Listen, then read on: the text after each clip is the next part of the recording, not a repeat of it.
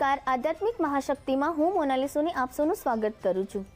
આજે આપણે વાસ્તુના એવા ઉપાયો વિશે ચર્ચા કરી રહ્યા છીએ કે જેને કરવાથી દિવાળીમાં તો આપણા ઘરનું સુશોભન થશે જ, પરંતુ આપણા જીવનમાં પણ સકારાત્મકતા આવશે। ત્યારે સૌપ્રથમ આપણે વાસ્તુની જે સૌથી પવિત્ર દિશા છે તેની વાત કરીશું, એટલે કે ઈશાન કોણ, એટલે કે નોર્થ ઈસ્ટ ડિરેક્શન। આ દિશામાં તમે ભગવાન શ્રીનાથજીનો જો એક ફોટો લગાવો છો, તેમાં પણ તે જે શ્રીનાથજીનો જે ફોટો લગાવો છો તેની પાછળ બ્લુ કલર જો વધારે માત્રામાં છે તેવી પ્રતિમા ભગવાન શ્રીનાથજીની લગાવવાથી તમને તેમના આશીર્વાદ તો મળે છે, પરંતુ તમને સફળતા, તમારા જીવનમાં સક્સેસ જે છે તે ખૂબ જ ઝડપથી પ્રાપ્ત થાય છે। ત્યારબાદ વાત કરીએ આપણે નોર્થ દિશાની। દિવાળીના શુભ તહેવારમાં તમારે નોર્થ ડિરેક્શનમાં એક ભગવાન શ્રી ગણેશજીનો ફોટો લગાવવો જોઈએ, અને તે મૂર્તિ અથવા ફોટા સ્વરૂપે ભગવાન ગણેશજીને તમે જ્યારે નોર્થ ડિરેક્શનમાં સ્થાપિત કરો છો તો તમારી ઉત્તર દિશા ખૂબ જ શુભ ફળ આપે છે, અને તેના કારણે તમારા જીવનમાં ઓપોર્ચ્યુનિટીઝ,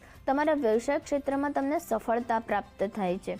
જ્યારે આપણે વાત કરીએ છીએ ઘરના મંદિરની, કારણ કે કોઈ પણ તહેવાર હોય ત્યારે પણ આપણે વિશેષ રીતે પૂજા અર્ચના કરતા હોઈએ છીએ, અને દિવાળીના ખાસ પ્રસંગ ઉપર આપણે માતા લક્ષ્મીજીની જે 5 દિવસ પૂજા કરીએ છીએ ત્યારે આપણું જે મંદિર છે તેને પણ વાસ્તુ અનુરૂપ હોય તો તે ખૂબ જ શુભ ફળ આપે છે। ખાસ કરીને મંદિર માટે નોર્થ ઈસ્ટ એટલે કે ઈશાન કોણને ખૂબ જ શુભ માનવામાં આવે છે, પરંતુ ઘણા લોકો પોતાના ઘરનું જે મંદિર છે તેને લાલ રંગનું બનાવી દેતા હોય છે, જ્યારે ઈશાન કોણમાં લાલ રંગો હોવો તે એક નકારાત્મકતા દર્શાવે છે। માટે બને ત્યાં સુધી તમે તમારા મંદિરનો જે રંગ જે છે તમે પીળો અથવા તો આછો વાદળી, આછો લીલો કે કોઈ પણ એવો રંગ કરો કે જે તમારી એ દિશાને અનુરૂપ હોય। ખાસ કરીને તમારે લાલ રંગ નોર્થ ઈસ્ટ ડિરેક્શનમાં ટાળવો જોઈએ। તમારું જે ઘરનું મંદિર છે તે બને એટલું તેમાં ઓછી ભગવાનની મૂર્તિઓ તમારે સ્થાપિત કરવી જોઈએ,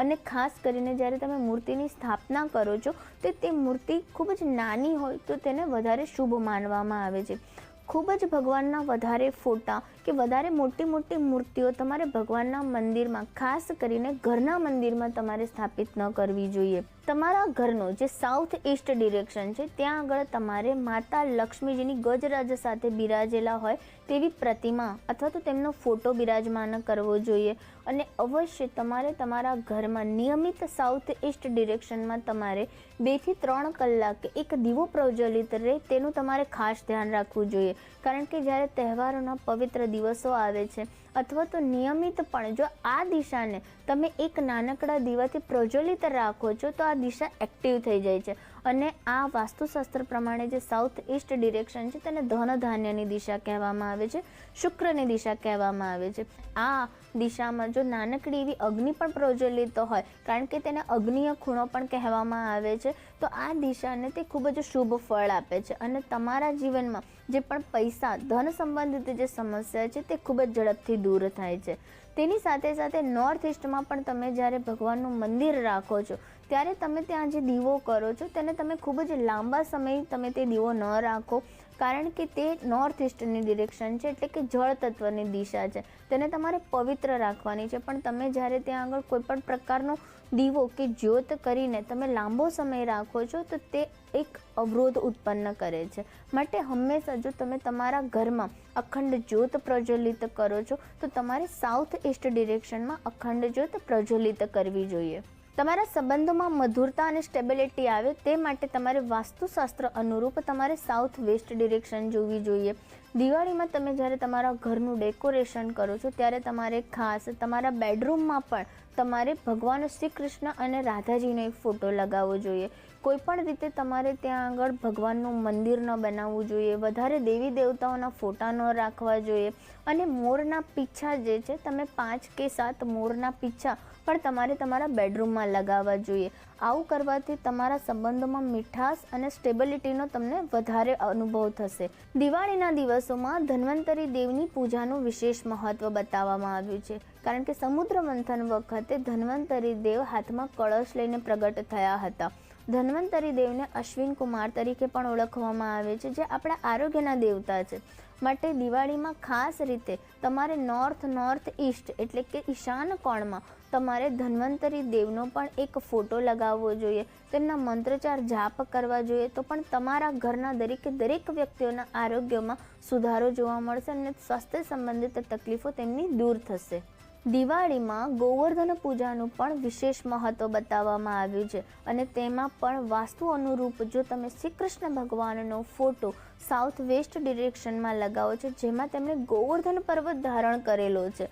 આ ફોટો લગાવવાથી તમારા જીવનમાં સ્ટેબિલિટી આવશે, તમારા અટકેલા કાર્યો પૂરા થશે, તમે ખૂબ જ ઝડપથી તમારી નિર્ણય શક્તિમાં વધારો થશે, તમને તમારા જીવનના કેટલાક એવા કાર્યો છે જેને કરતાં તમને ડર લાગી રહ્યો છે તો તમે નથી કરી શકતા, તેવા કાર્યોને પણ તમે ખૂબ સરળતાથી કરી શકશો. ભગવાન શ્રી કૃષ્ણનો આ ગોવર્ધન રૂપધારી જે પર્વત છે, જે પોતાની રિસ્પોન્સિબિલિટીને એક હાથે ઉપાડી શકે છે, કે જે ભગવાન છે, જે સાક્ષાત્કાર ચમત્કાર કરી શકે છે, તો આ ફોટો લગાવવાથી ઘરનો જે વડીલ વ્યક્તિ છે તેનું જે જીવન છે તેમાં સુધારો આવશે. ઘરનો જે વડીલ છે તે પોતાની જવાબદારીઓને સુખરૂપ પાર પાડી શકશે, તેના જીવનમાં આવતી અડચણો તે દૂર કરી શકશે અને તેને પણ ભગવાનના આશીર્વાદ પ્રાપ્ત થશે. દિવાળીના દિવસોમાં તમારે જે તમારા ઘરનો ઈષ્ટ કોણો છે એટલે કે જે પૂર્વ દિશા છે ત્યાં આગળ તમે નાનકડા એવા છોડો લગાવી શકો છો, જે તમે નાના એવા માટીના પાત્રમાં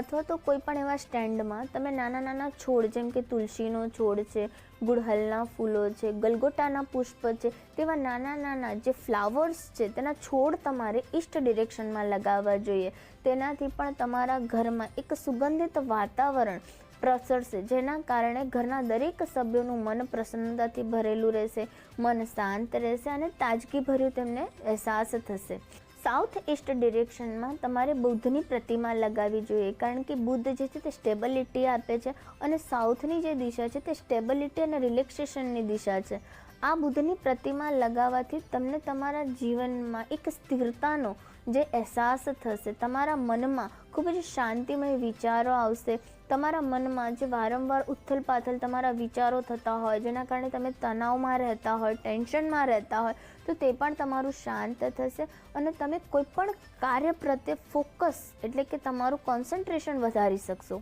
માતા લક્ષ્મીજીનો ગણેશ ભગવાન સાથે અને માતા સરસ્વતી સાથે બિરાજમાન તમારે એક ફોટો દિવાળીના દિવસોમાં ચોક્કસ તમારા ઘરે લાવવો જોઈએ. તે તમારે તમારા ઘરના નોર્થ અથવા તો નોર્થ ઈસ્ટ ડિરેક્શનમાં લગાવવો જોઈએ, અથવા તો તમે સાઉથ ઈસ્ટ ડિરેક્શનમાં લગાવો છો તો તમારા જીવનની દરિદ્રતા ખૂબ જ ઝડપથી દૂર થાય છે. આ ફોટો લગાવીને તમે માત્ર ત્યાં આગળ ધૂપ અગરબત્તી કરો છો તો પણ તમારા જીવનમાં જે પણ સમસ્યાઓ છે તેનો ખૂબ જ ઝડપથી અંત આવશે, નવા તમારા પ્રગતિના દ્વાર પણ ખુલશે. એક વિશેષ ઉપાયની વાત કરું તો તમારે દિવાળીના દિવસોમાં એક માટીનો ગુલ્લક લાવવાનો છે, તેને તમારે પીળો રંગ લગાવી દેવાનો છે અને તેને તમારે વેસ્ટ ડિરેક્શનમાં રાખવાનો છે અને રોજ જે તમારે તેમાં ₹1 મૂકવાનો છે. આ ઉપાય કરવાથી પણ તમે જોશો કે તમારી સેવિંગ્સ છે, તમારું ધન છે, તેમાં ખૂબ જ ઝડપથી વધારો થઈ રહ્યો છે. અંતિમ ઉપાયની જો વાત કરીએ તો તમારે દિવાળીના દિવસોમાં ખાસ તમારા ઘરમાં તમારે એક કલશનું સ્થાપન કરવું જોઈએ. કલશનું સ્થાપન એટલે કે તમે તાંબાનો લોટો પણ લાવી દો છો, ત્યારે તેમાં તમે થોડું જળ ભરીને નોર્થ ઈસ્ટ ડિરેક્શનમાં રાખી દો છો તો ત્યાંનો વાસ્તુ દોષ પણ સમાપ્ત થાય છે અને તમારા જીવનમાં એક સકારાત્મકતા તમને જોવા મળશે, દેવી દેવતાઓના આશીર્વાદ મળશે. આ વિશેષ રીતે વાસ્તુના જો ઉપાયો કરી લેવામાં આવે તો દિવાળીના સુશોભનની સાથે સાથે આપણા ઘરની જે નેગેટિવિટી છે તે પણ દૂર થશે અને સાથે સાથે વાસ્તુ અનુરૂપ કરેલા સુશોભનથી આપણા જીવનમાં સકારાત્મકતા આવશે,